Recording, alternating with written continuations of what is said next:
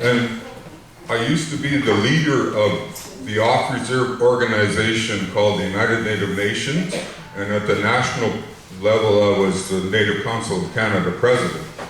And we represented off-reserve Indians.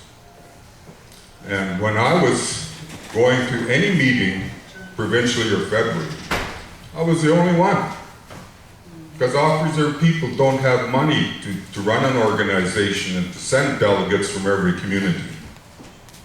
The off-reserve people make up 75% of the Aboriginal population. And I guarantee you that we weren't consulted about this whole process. We're not consulted about anything.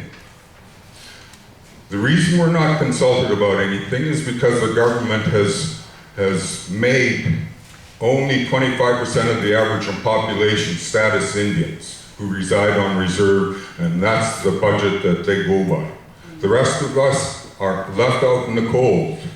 And the irony is, we pay taxes if we're lucky enough to work.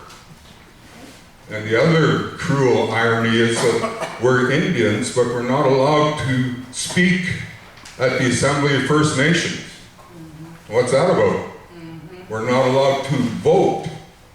And yet, across Canada, every band collects money on our head count, regardless of where we live. And that's why now. It's always been now for us. When I was negotiating the Charlottetown Accord in Ottawa, the Assembly of First Nations, and I have to tell you this, actively lobbied against the off-reserve people.